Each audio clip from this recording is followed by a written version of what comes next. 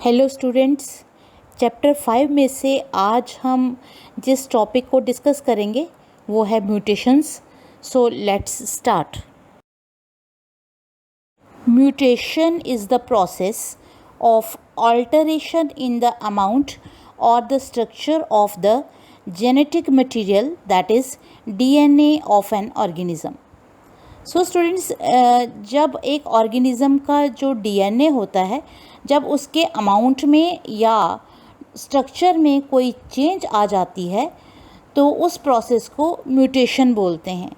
ये जो चेंज आती है ये डिसकंटिन्यूअस होती है और ये रैंडम होती है। रैंडम मीन्स ये कभी भी हो सकती है और ये म्यूटेशन का प्रोसेस एक रेयर प्रोसेस है।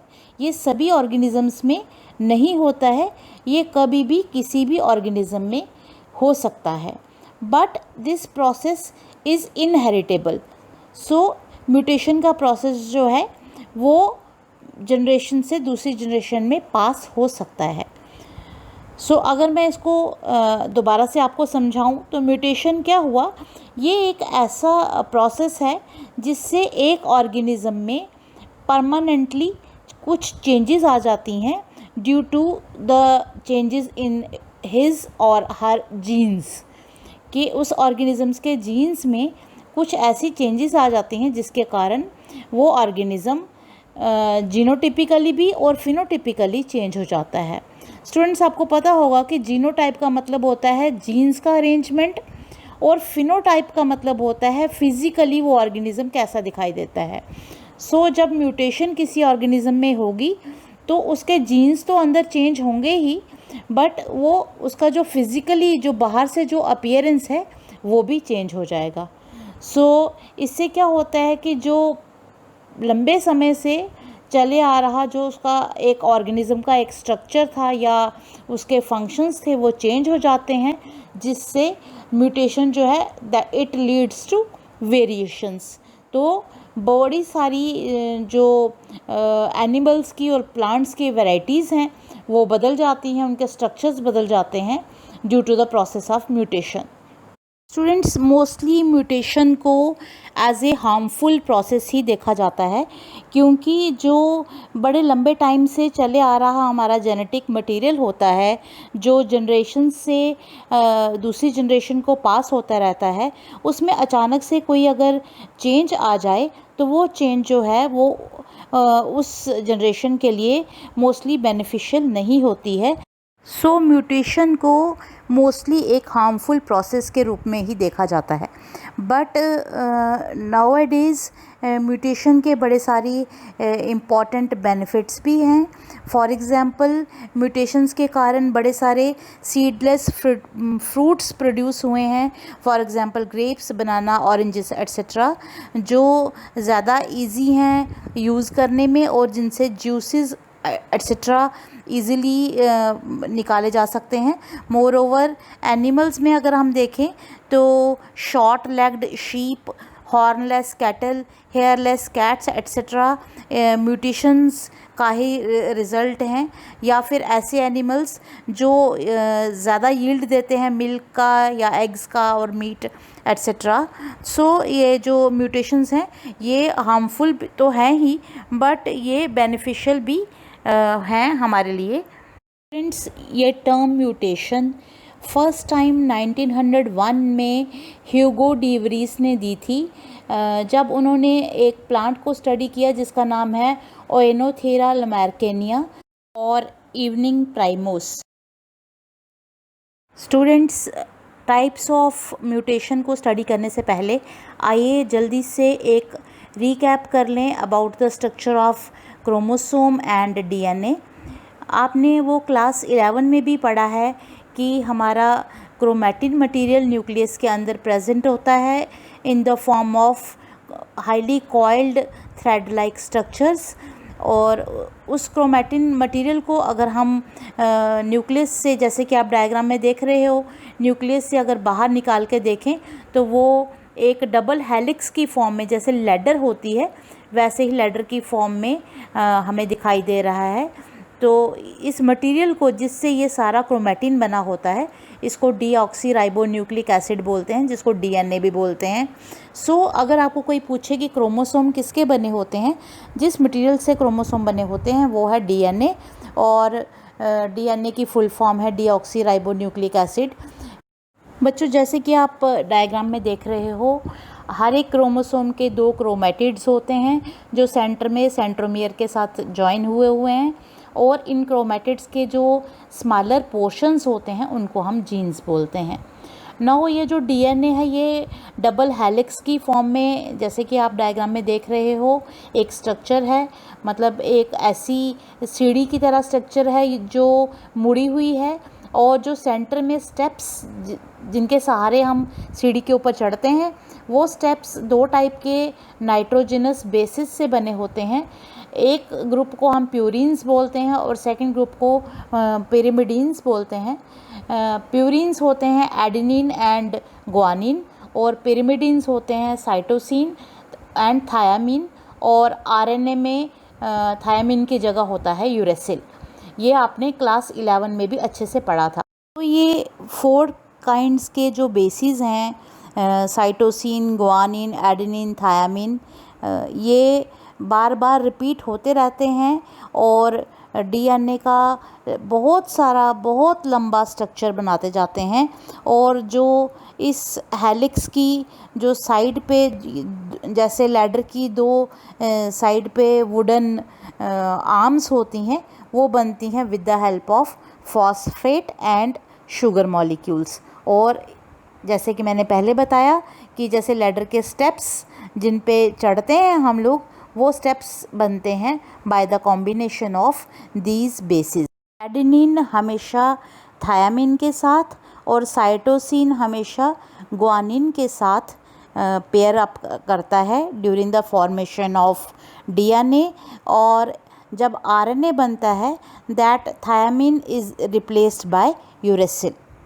So if there is any kind of change in the segment of DNA, that is कभी भी अगर DNA की सेगमेंट में लॉस होता है, कोई डिलीशन होती है या कुछ गेन हो जाता है, कोई भी बेस ऐड हो जाता है या डिलीट हो जाता है, सो उससे क्या हो जाता है कि डीएनए का पूरा स्ट्रक्चर चेंज हो जाता है। और एज़ यू नो कि जब डीएनए चेंज हुआ इसका मतलब क्रोमोसोम भी चेंज हुए, या इन अदर वर्ड्स हमारे जीन्स में चेंजेस आई।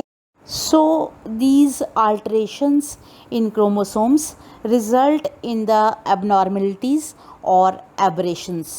इनको हम abnormalities या aberrations बोलते हैं जब हमारे क्रोमोसोम्स में चेंजेस आ जाती हैं। तो mostly these aberrations are found in the cancer cells। वो सेल्स जो कैंसर का कारण बनते हैं, वो इसलिए बनते हैं क्योंकि उनके अंदर के जो क्रोमैटिन मटेरियल होता है, जो जीन्स होते हैं या क्रोमोसोम होते हैं या जिनको हम कहें कि डीएनए होता है, उसमें अचानक से कोई चेंज आ जाती है जिसके कारण वो चेंज जो है वो हमारे लिए हार्मफुल हो जाती है और वो कैंसर का कारण बनती है। स्टूडेंट्स, म्यूटेशंस 2 टाइप की होती हैं। One is point mutation and second is frame shift mutation. Point mutation वो म्यूटेशन होती है जब एक डीएनए की सेगमेंट पे सिर्फ एक ही बेस पेयर चेंज हो, उसे पॉइंट म्यूटेशन बोलते हैं। When there is a change in the single base pair in the segment of DNA. For example, जैसे कि आप डायग्राम में नीचे देख रहे हो कि एक सेगमेंट है अगर डीएनए की जिसमें न्यूक्लियोटाइड्स का अरेंजमेंट है एज CAT, मतलब cytosine adenine thiamine, cytosine adenine thiamine, ऐसे ही ये चलता जा रहा है। सो ड्यू टू म्यूटेशन अगर सेकंड सेट में आप देखो तो C की जगह रिप्लेस हो गया ग्वानिन, सो और बाकी सेट सेम ही रहा। This type of mutation is known as point mutation. So इससे क्या होगा कि जो ये डीएनए बाद में जब mRNA बनाएगा और mRNA जब बाद में प्रोटीन बनाएगा, वो प्रोटीन जो होगा वो फंक्शनल प्रोटीन ही होगा, क्योंकि पॉइंट म्यूटेशन में इसमें सिर्फ एक ही जगह एक ही बेस पेयर में चेंज आई है। So such a mutation is known as point mutation. This point mutation is of two types. One is known as transition and other is known as transversion. Transition किसको बोलते हैं कि जब point mutation में purines की जगह change हो और पिरिमिडिन दूसरे पिरिमिडिन की जगह चेंज हो तो उसे ट्रांजिशन बोलते हैं। फॉर एग्ज़ाम्पल, अगर ए जो है मतलब एडेनिन अगर ग्वानिन की जगह आ जाए या फिर साइटोसिन थायमिन की जगह आ जाए तो उसे ट्रांजिशन पॉइंट म्यूटेशन बोलेंगे। और ट्रांसवर्जन इसको बोलते हैं जब एक प्यूरिन की जगह पिरिमिडिन आ जाता है। फॉर एग्ज़ाम्पल, एडेनिन की जगह साइटोसिन या ग्वानिन की जगह थायमिन या ग्वानिन की जगह साइटोसिन और एडेनिन की जगह thymine. So this is called transversion. बच्चों, आप सोच रहे होंगे कि इतना छोटा सा सेल, उसके अंदर इतना छोटा सा न्यूक्लियस, फिर उसके अंदर क्रोमैटिन, फिर क्रोमोसोम के ऊपर जीन्स, फिर छोटा डीएनए, तो इतने इसमें अगर एक न्यूक्लियोटाइड में चेंज आ भी गई तो इससे क्या इतनी बड़ी प्रॉब्लम आने वाली है। तो इसको मैं एक जनरल एग्जांपल देके आपको समझाऊं। जैसे कि आप डायग्राम में देख रहे हो कि एक सेंटेंस है जिसमें 3 अल्फ़ाबेट्स का सेट बना हुआ है जिसको हम कोडान भी बोलते हैं। कि फर्स्ट सेंटेंस जैसे आपको शो हो रहा है, the fat cat and the red rat ran. Students, अगर हम कैट में टी की जगह आर को रिप्लेस कर दें तो कैट की जगह कार बन जाएगा और सेंटेंस का मीनिंग चेंज हो जाएगा। या फिर एंड की जगह, एंड में ए की जगह हम अगर ई रिप्लेस कर दें तो एंड की जगह एंड बन जाएगा। सो आप समझ सकते हो कि पॉइंट म्यूटेशन में एक ही बेस पेयर चेंज हो रहा है बट पूरे का पूरा प्रोटीन का स्ट्रक्चर बदल जाता है, उसकी सेंस ही बदल जाती है, उसका फंक्शन बदल जाता है। और इसकी एक बड़ी एग्जांपल है सिकल सेल एनीमिया, जिसके बारे में आप डिटेल में अगले लेक्चर में पढ़ोगे। उसके लिए एग्जांपल देते हुए मैं आपको समझाऊं कि उसका अगर एक नॉर्मल ह्यूमन बीइंग है जिसका डीएनए में अरेंजमेंट है GAG, और आपको पता है ग्वानिन जो है वो साइटोसिन के साथ पेयर अप करता है और एडेनिन हमेशा थायमिन के साथ। तो अगर वो नॉर्मल डीएनए जब mRNA बनाता है तो उसकी सेगमेंट होनी चाहिए GAG, जो बाद में एक अमीनो एसिड को सिंथेसाइज करेगा प्रोटीन बनाने के लिए, जिसको बोलते हैं ग्लूटामिक एसिड। सो ये तो हुआ नॉर्मल ह्यूमन बीइंग की बात। अगर उस ह्यूमन बीइंग के डीएनए में कहीं म्यूटेशन हो जाए और उसके जो सबसे पहले वाली जो डीएनए की सेगमेंट थी उसमें एडेनिन की जगह थायमिन आ गया, तो क्या हुआ, जब एडेनिन की जगह थायमिन आया तो नेचुरली वो थायमिन पेयर अप करेगा एडेनिन के साथ, तो सेकंड सेगमेंट भी चेंज हो गई। और जब उसका फिर आरएनए बना तो आपको पता है कि थायमिन जो है वो रिप्लेस करता है यूरेसिल के साथ आरएनए में, तो आना चाहिए था GAG ऊपर से, तो वो आ गया कौन सा GUG, और जो अमीनो एसिड बनना चाहिए था ग्लूटामिक एसिड वो बन गया वैलिन, जिसके कारण म्यूटेंट हीमोग्लोबिन प्रोड्यूस होता है inside a person who is suffering from sickle cell anaemia. इसके बारे में हम अगले लेक्चर में डिटेल में बात करेंगे। Now second mutation is frame shift mutation. This mutation is caused due to the addition और deletion of 1 or more base pairs. So students, जब डीएनए की सेगमेंट में 1 पेयर और एक से ज़्यादा बेस पेयर ऐड हों या डिलीट हो जाएं और उससे पूरे प्रोटीन का मीनिंग ही बदल जाए, या ये कहें कि जो mRNA है उसका पूरा रीडिंग पैटर्न ही बदल जाए, that is called frame shift mutation. ये डुप्लीकेशन भी हो सकती है, इन्वर्जन भी हो सकती है, डिलीशन, इंसर्शन या ट्रांसलोकेशन भी हो सकती है। फॉर एग्ज़ाम्पल, जैसे आप डायग्राम में देख रहे हो कि एक क्रोमोसोम शो हो रहा है ब्लू कलर में, और जो छोटा है और उसके साथ वाला क्रोमोसोम आपको थोड़ा बिगर साइज़ का नज़र आ रहा है, क्योंकि जो पार्ट एनसर्कल किया हुआ है वही पार्ट डुप्लीकेट होके 2 बार उसी में आ गया, तो this process is called duplication. इसी तरीके से इन्वर्जन किसको बोलते हैं कि जब क्रोमोसोम का एक पार्ट उल्टा होके ऊपर वाला पार्ट नीचे और नीचे वाला पार्ट ऊपर इन्वर्ट हो जाए, that is called inversion. Deletion means जब एक क्रोमोसोम में से कुछ पार्ट निकल जाए, तो जैसे कि आप डायग्राम में देख रहे हो कि ग्रीन कलर का जो क्रोमोसोम है वो ये 2 क्रोमोसोम नहीं है, सारे के सारे सिंगल क्रोमोसोम है और उन्हीं में चेंजेस नज़र आ रही हैं। सो डिलीशन से क्या हुआ कि एक बिगर क्रोमोसोम का एक छोटा सा पार्ट निकल गया, एक कुछ कोडान या ये कहें कि बेस पेयर्स निकल गए और उसको बोलेंगे डिलीशन।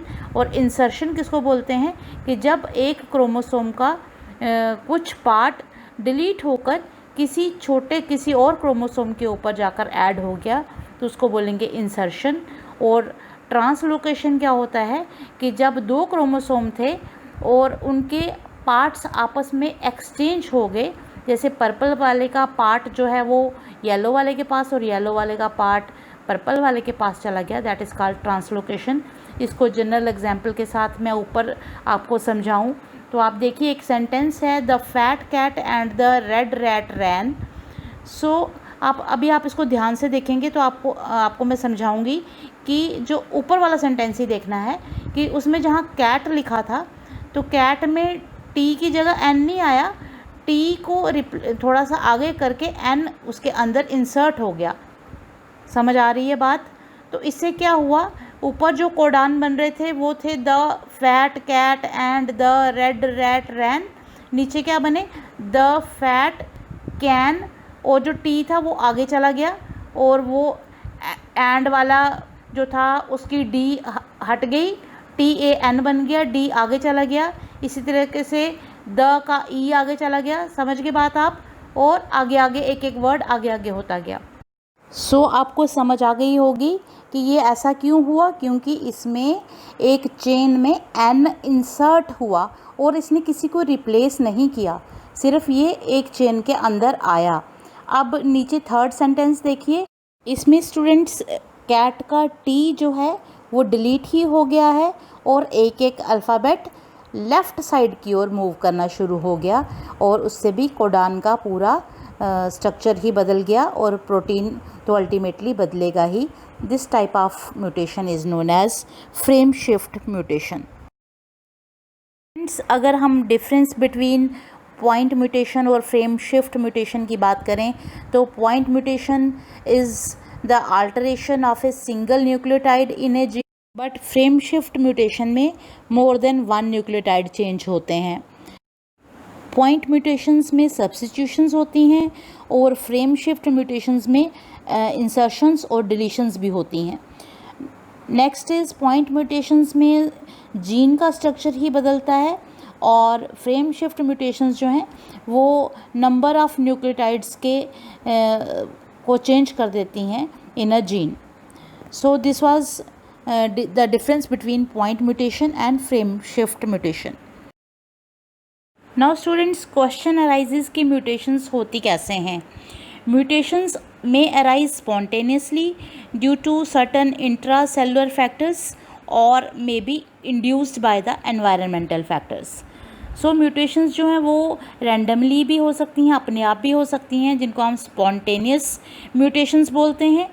फॉर एग्जांपल किसी लिविंग ऑर्गेनिज्म में रेप्लिकेशन डीएनए की तो हुई और मगर कुछ एरर आ गया और बाद में उस जो डैमेज्ड डीएनए बना उसकी रिपेयर नहीं हो पाई, सो इससे कोई म्यूटेशन हो गई तो उसे स्पॉन्टेनियस म्यूटेशन कहेंगे। But if the mutation is induced by certain factors, that mutation is known as induced mutation and those factors are known as mutagens. So mutagens can be biological, physical or they can be chemical. Biological mutagens include viruses etc. which cause different kinds of diseases to living organisms. Physical mutagens are radiations and temperature, radiations जैसे कि x rays या alpha beta rays या ultra violet rays etcetera, ये म्यूटेजेनिक in nature होती हैं और ये हमारे डीएनए मॉलिक्यूल्स को ब्रेक करके different kinds of mutations produce करती हैं लिविंग ऑर्गेनिजम्स में। इसी तरह से राइज इन द टेम्परेचर या कभी कभी जब टेम्परेचर इंक्रीज़ हो जाता है, रेट ऑफ टेम्परेचर, सो उससे भी म्यूटेशन जो है वो किसी भी लिविंग ऑर्गेनिज्म में हो सकती है। सिमिलरली केमिकल्स जो हैं वो भी डिफरेंट काइंड के म्यूटेशंस करते हैं। फॉर एग्जांपल नाइट्रस एसिड या फॉर्मेल्डिहाइड या मस्टर्ड गैस एट्सेट्रा, या कैफीन या सर्टन कॉन्स्टिट्यूएंट्स ऑफ टोबैको और an increasing number of drugs या food preservatives etcetera are found mutagenic in nature. So students, this was all about the topic mutations. I hope आपको अच्छे से समझ आया होगा। फिर वही बात करूँगी कि इस लेक्चर को रिपीटेडली सुनिए और अपनी NCERT की बुक को अपने साथ रखिए, नोट्स प्रिपेयर करिए and revise and revise. Thank you very much.